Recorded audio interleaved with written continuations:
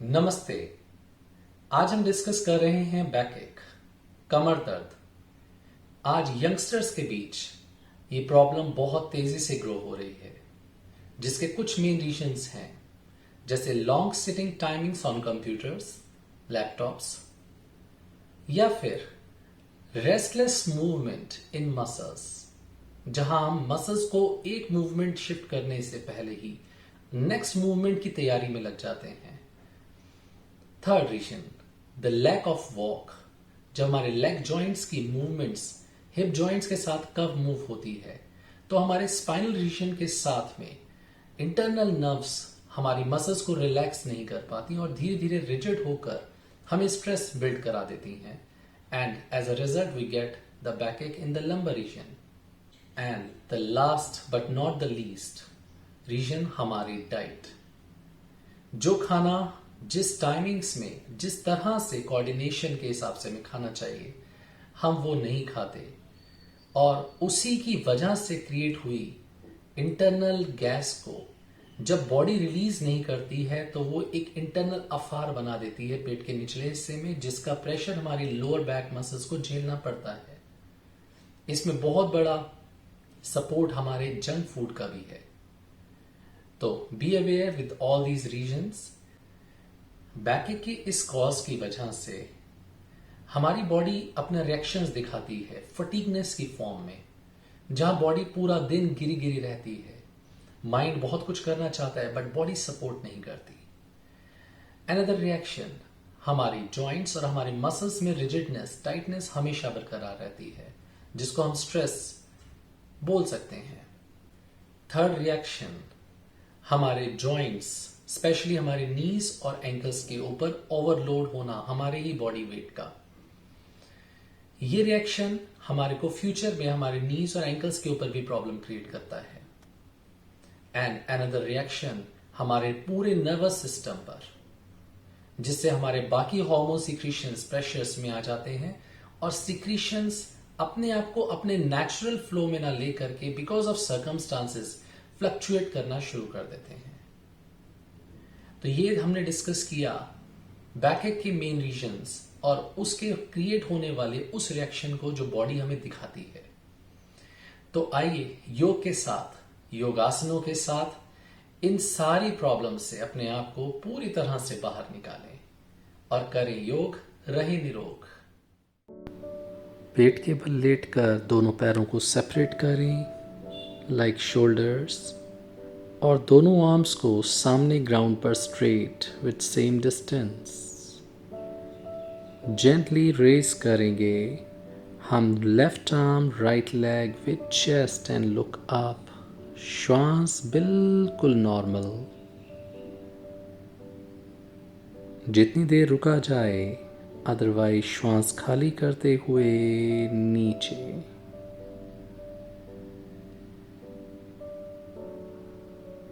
इसी तरह right arm, left leg और face up.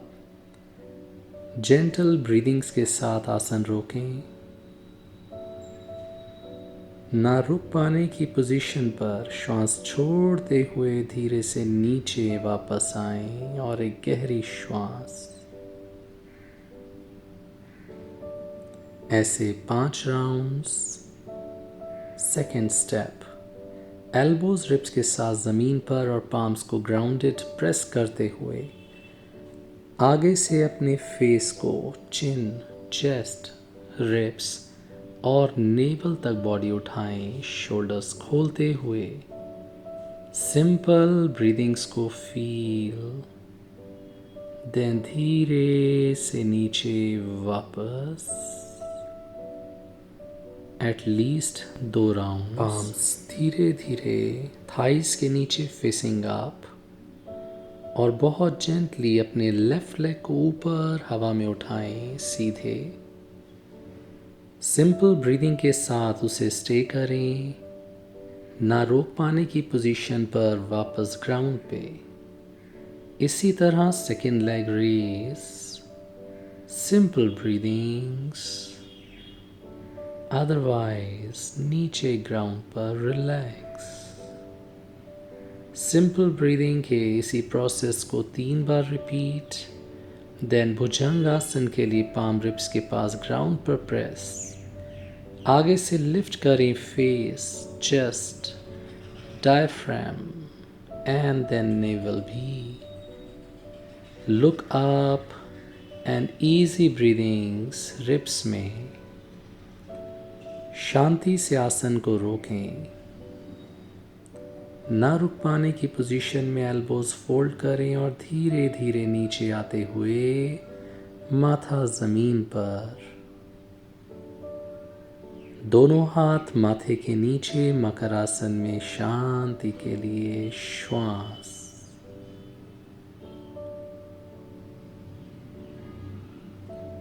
Next step relaxation के लिए राइट हैंड बटक के साथ नीचे सीधा करें। लेफ्ट नी को फोल्ड कर चेस्ट के आगे, लेफ्ट एल्बो फोल्ड और फेस भी left side. Baby sleeping pose, बाल शयन आसन। श्वास और कमर पे ध्यान दें। रिलैक्सेशन की पूर्ति के बाद दूसरी तरफ लेफ्ट आर्म नीचे straight, right elbow fold, right knee chest के आगे एंड देन फेस भी राइट साइड। श्वास और कमर।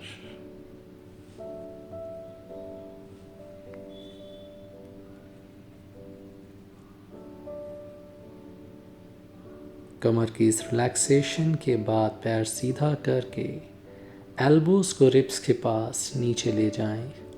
पैरों के पंजों को खड़ा करें और प्लैंक के लिए पहले चेस्ट, देन पेट और फिर थाई घुटने को हवा में बिल्कुल सीधा रखकर शांत श्वास का आनंद उठाएं।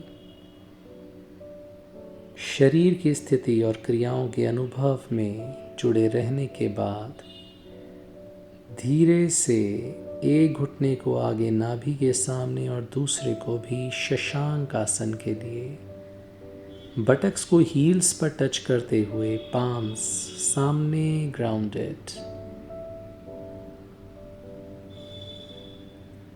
श्वास की क्रिया जब अपने अनुभव को कमर पे अच्छी तरह से ले जाए तब हमें सीधे होकर वज्रासन में